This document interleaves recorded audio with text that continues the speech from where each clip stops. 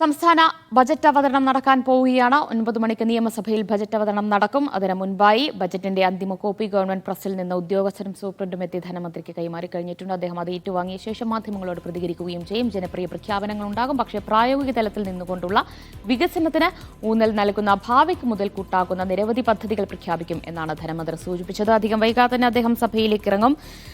അദ്ദേഹത്തിന്റെ ഔദ്യോഗിക വസതിയിൽ നിന്ന് ഗോപാൽ ശിലാസനിൽ ചേരുന്നുണ്ട്. ഗോപാൽ, അല്പസമയത്തിനുള്ളിൽ തന്നെ അദ്ദേഹം സഭയിലേക്ക് തിരിക്കുമോ?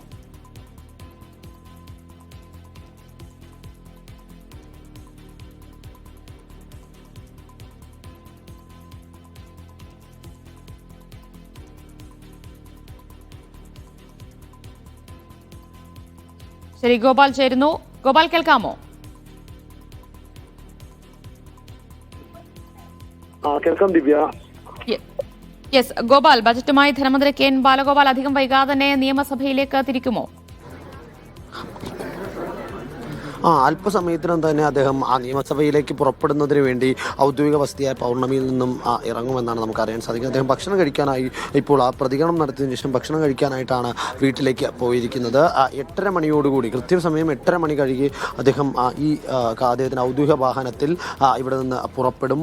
അദ്ദേഹത്തിൻ്റെ കുടുംബത്തിനോടൊപ്പമായിരുന്നു കഴിഞ്ഞ തവണ അദ്ദേഹം ഈ ബജറ്റ് അവതരണത്തിന് വേണ്ടി നിയമസഭയിലേക്ക് പുറപ്പെട്ടത്. ഇത്തവണയും അങ്ങനെ തന്നെ ആകാനുള്ള സാധ്യതയാണ് ഉള്ളത്. കൂടാതെ തന്നെ അദ്ദേഹത്തിൻ്റെ ആദ്യ പ്രതികരണത്തിൽ നമുക്ക് മനസ്സിലാക്കാൻ കഴിഞ്ഞ ചില കാര്യങ്ങളുണ്ട്. ഫേസ്ബുക്ക് പോസ്റ്റിൽ അദ്ദേഹം ഒരു ശുഭാപ്തി വിശ്വാസത്തോടു കൂടിയുള്ള പ്രതികരണമാണ് നടത്തിയതെങ്കിൽ അദ്ദേഹത്തിൻ്റെ നേരിട്ടുള്ള പ്രതികരണത്തിൽ അത്രയങ്ങ് ശുഭാപ്തി വിശ്വാസമില്ല. ഒരു ന്യൂട്രലായിട്ടുള്ള തരത്തിലേക്കുള്ള പ്രതികരണമൊക്കെയാണ് അദ്ദേഹം നടത്തിയത്.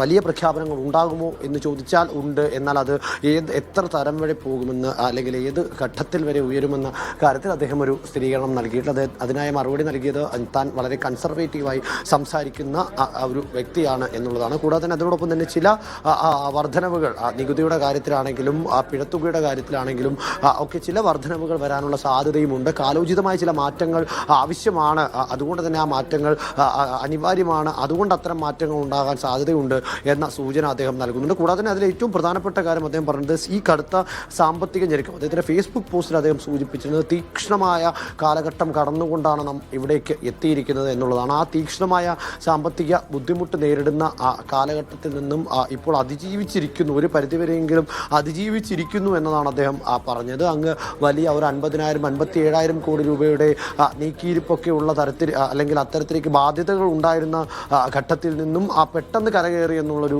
കാര്യമല്ല, പക്ഷേ പതിയെ പതിയെ ബുദ്ധിമുട്ടുകൾ അതിജീവിച്ചുകൊണ്ട് ഒരു നോർമലായ രീതിയിൽ, സ്റ്റഡിയായ രീതിയിൽ മുന്നോട്ട് പോകാൻ സാധിക്കുന്നുണ്ട്.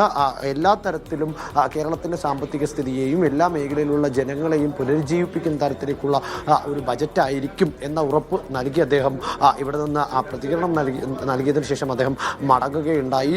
അതിനോടൊപ്പം തന്നെ നേരത്തെ സൂചിപ്പിച്ചതുപോലെ ആരോഗ്യം, ഉന്നത വിദ്യാഭ്യാസം, കൂടാതെ തന്നെ ക്ഷേമ പ്രവർത്തനങ്ങൾ, ഇങ്ങനെ എല്ലാ മേഖലകളും കേന്ദ്രീകരിച്ചുള്ള ഒരു സാന്നിധ്യം ഈ ബജറ്റിൻ്റെതായി ഉണ്ടാകും. ഗോപാലിലേക്ക് എത്താം. അധികം വൈകാതെ തന്നെ ഏതാനും മിനിറ്റുകൾക്കുള്ളിൽ തന്നെ ധനമന്ത്രി നിയമസഭയിലേക്ക് പുറപ്പെടും. അദ്ദേഹം അവിടെ ഭക്ഷണം കഴിച്ചുകൊണ്ടിരിക്കുകയാണ്.